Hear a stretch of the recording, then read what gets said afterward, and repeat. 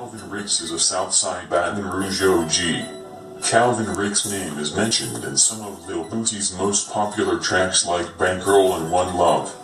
Lil Boosie rapped that Calvin Ricks was one of the Southside's biggest hood stars, labeling him the hood's Nino Brown.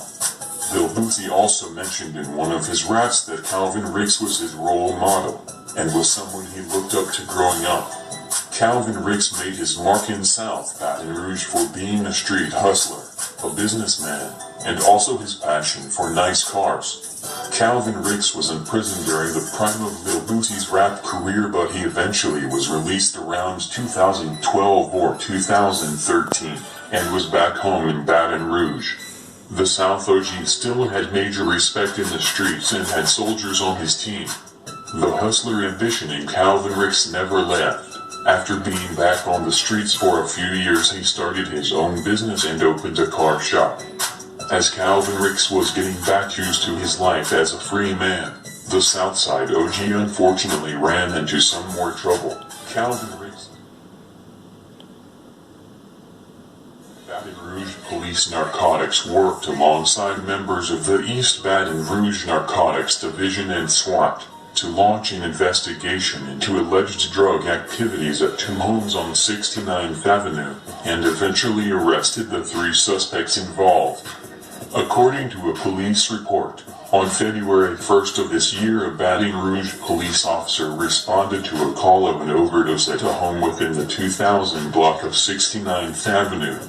Shortly after this incident, authorities received multiple complaints about drug activity at this same home and at another home within the 3000 block of 69th Avenue. The police report goes on to say that more than one person told authorities the owner of both homes, 52-year-old Calvin Ricks, had multiple people working for him in the distribution of drugs, and that Ricks kept drugs hidden in the bushes of the house within the 3000 block of 69th Avenue. So, authorities from both the sheriff's office and Baton Rouge police followed up by conducting surveillance on both homes, and report that throughout the process they identified 54-year-old Robert Antoine and 41-year-old Gregory Netter as workers for Calvin Ricks.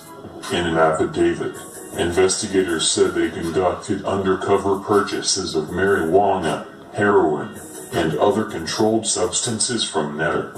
Authorities also report following Ricks as he stopped at multiple addresses for a brief period of time.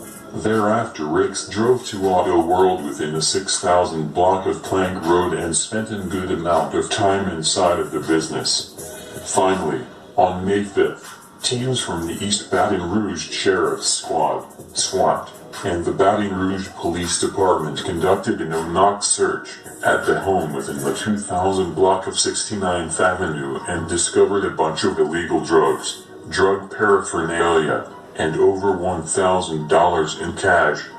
They also searched the home within the 3000 block of 69th Avenue and, likewise, discovered over $5,000 in cash, drugs, gun magazines, and other drug paraphernalia.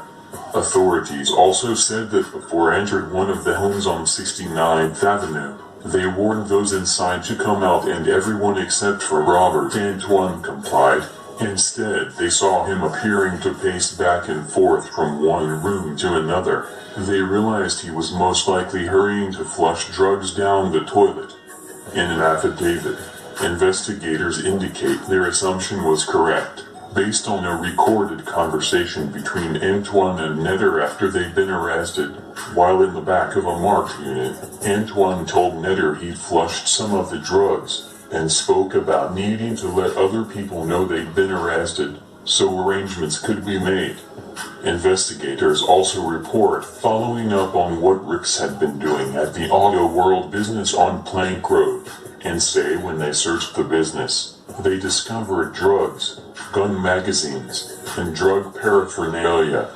When interviewed by authorities, Netter and Antoine denied all allegations, and Calvin Ricks refused to cooperate with the interview process. All three men were booked into East Baton Rouge Parish Prison on a slew of charges which included the distribution and manufacturing of drugs. Baton Rouge police.